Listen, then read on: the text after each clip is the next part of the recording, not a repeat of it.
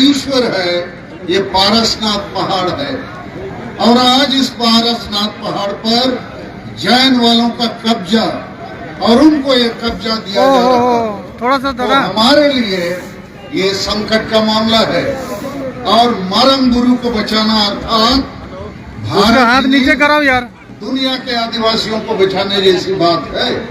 ये हमारे हाथ नीचे कराओ, पहचान और हिस्सेदारी को बचाने की मामला है। मगर जब भी हम इसको बचाने की बात करेंगे तो हमें हमारे दोस्त और दुश्मन की पहचान करनी होगी, क्योंकि इस समय जो तथ्य सामने आया है, भारत सरकार और राज्य सरकार खुद पारसनाथ पहाड़ जो हमारा ईश्वर है, इसको इन्होंने बिना आदिवासियों के साथ सलाह मशूरा किए, बिना हमारी भावना को, हमारे ईश्वर को इज्जत दिए हुए हमसे छीनकर किसी और को देने का काम किया है। तो पारसनाथ पहाड़ ये हमारा मरंग गुरु, यदि हिंदू लोगों के लिए राम मंदिर है, मुसलमान के लिए मक्का मदीना है, या ईसाइयों के लिए रोम का पोप है, उसका मंदिर है, तो ये भी हम आदिवासियों के लिए उससे कम नहीं है।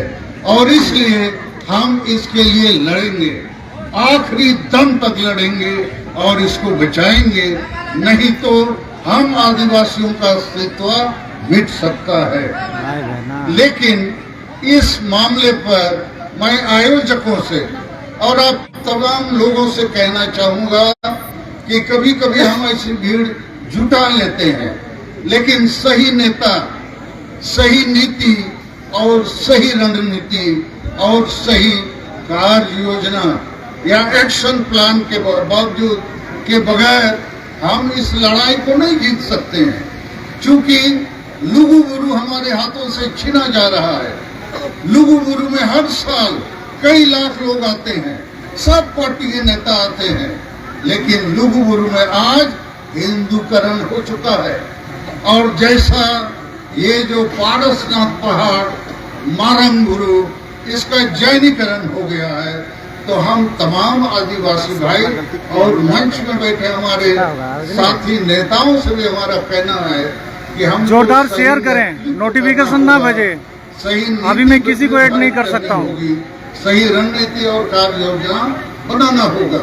नीति से मेरा मकसद है वह आर्मिसी को अब जुदीन लड़ाई दाड़े सनाय को इन्हें खान इन्हें विचरते, मेरी राय में आज आदिवासी समाज हार रहा है, इसलिए कि हमारे प्रमुख लोग, बड़े बड़े विद्वान, डॉक्टर, इंजीनियर, ऑफिसर, प्रोफेसर, वकील, पढ़े लिखे नौकरी पेशा में रहने वाले लोग, या राजनीति में एमएलए, एमपी, मंत्री, मुख्यमंत्री, या हमारे जो सामाजिक संगठन के अगुआ, देखा जाता है कि सभी संगठनों में आदिवासी समाज का जो मुद्दा, जो एजेंडा होना चाहिए वो नहीं है।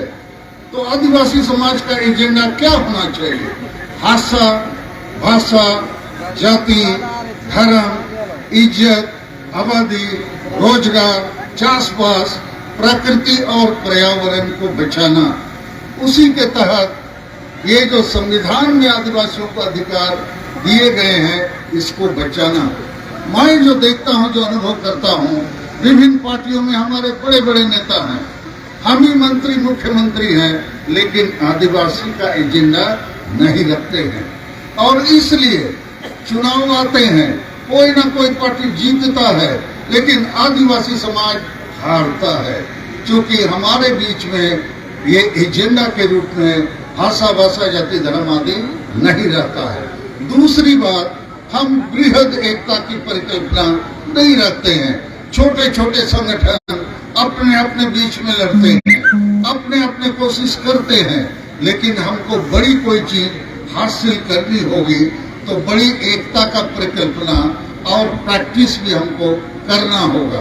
तीसरी बात कि आदिवासी समाज में आज तक गांव समाज में नशापन, अंधविश्वास, डाइन प्रथा, ईर्षा द्वेष, आदिवासी महिला विरोधी मानसिकता और वोट को हणिया दारू चखना में बेचना।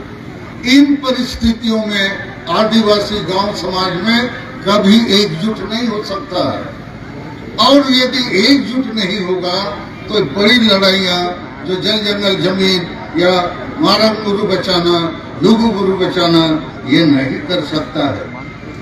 ये जैन वाले लोग राष्ट्रीय स्तर पर इस आंदोलन को खड़ा किए और भारत सरकार और राज्य सरकार को इन्होंने दबाव में डाला और आखिर दोनों दबाव में पड़े खड़े और लिख के दे दिया कि पारसनाथ पहाड़ जैन वालों का है।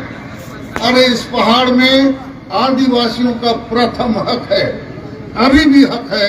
जैसे आप लोगों ने सुना कि रिकॉर्ड ऑफ राइट्स में प्रीवी काउंसिल में आदिवासियों के पक्ष में फैसला हुआ है।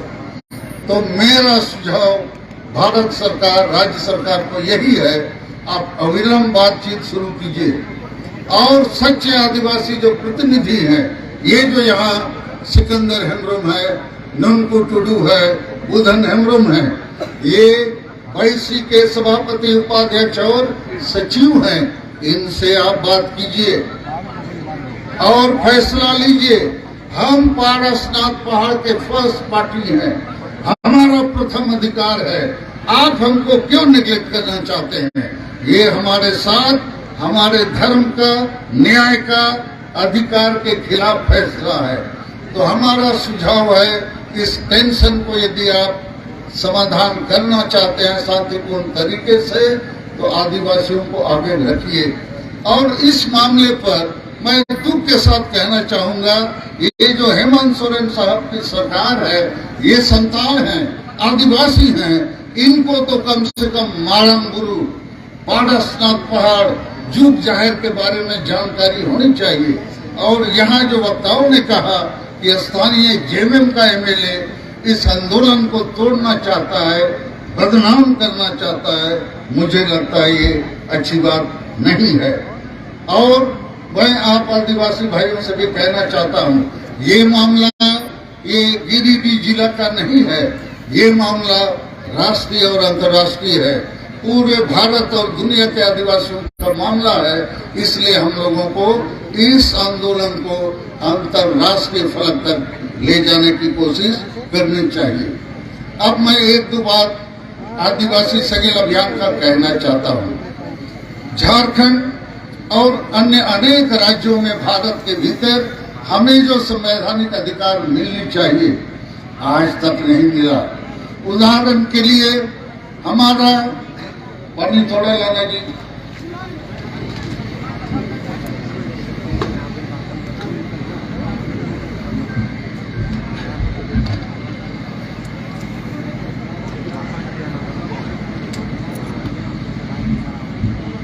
जोरदार शेयर करें। पूरे भारत देश में हम आदिवासियों के साथ संविधान कानून होने के बावजूद न्याय नहीं मिला और इसलिए जोरदार शेयर करें। राष्ट्रीय फलक पर आदिवासी संगठन अभियान ने 1 जनवरी दुमका से राष्ट्रीय आदिवासी विद्रोह या क्रांति का बिगुल फूंका है।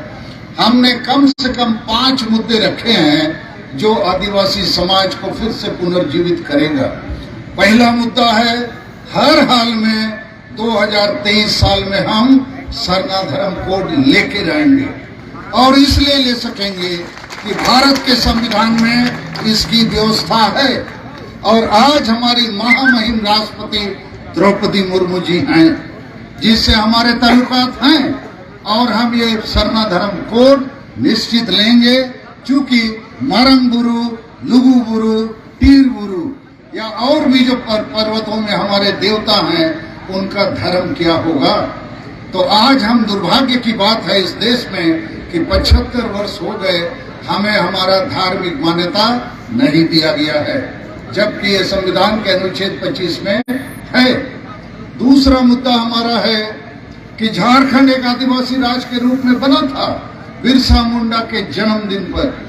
हमारे शहीदों का सपना है अबुआ दिसोमरे अबुआ राज, मतलब आदिवासी राज। तो यहाँ इसका गड़बड़ी इसलिए हुआ है कि झारखंड में संविधान और कानून लागू नहीं है। दुर्भाग्य से आदिवासी ही मुख्यमंत्री बने, जिस पार्टी से भी, लेकिन संविधान कानून को यहाँ लागू नहीं किया गया। तीसरा हमारा मुद्दा है कि झारखंड में सबसे बड़ी आदिवासी भाषा संताली भाषा को प्रथम राजभाषा का दर्जा मिलना चाहिए। चौथी हमारी मांग है, आसाम अंडमान में हमारे आदिवासी अभी तक एसटी नहीं बने हैं। और पांचवा मांग है कि हमारा जो ट्राइबल सेल्फ रूल सिस्टम है उसमें डेमोक्रेसी और संविधान को लागू किया जाए, अनिवार्य सुधार लाए जाएं। और मारंग गुरु के लिए हम लोगों ने फैसला किया है कि 17 जनवरी को 5 राज्य के 50 जिले मुख्यालय में हम बड़ा धरना प्रदर्शन करेंगे और राष्ट्रपति को ज्ञापन देंगे। और 30 जनवरी को 5 प्रदेश के सभी जिले मुख्यालयों में मशाल जुलूस हम निकालेंगे कि मारंग गुरु और जो आदिवासियों के दूसरे अहम मुद्दे हैं उसके लिए भारत सरकार ध्यान दे।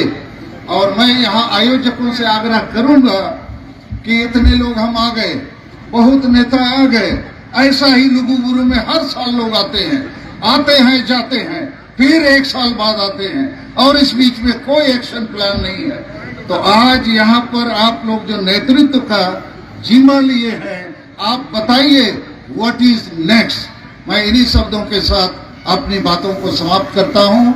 सबको धन्यवाद देता हूँ।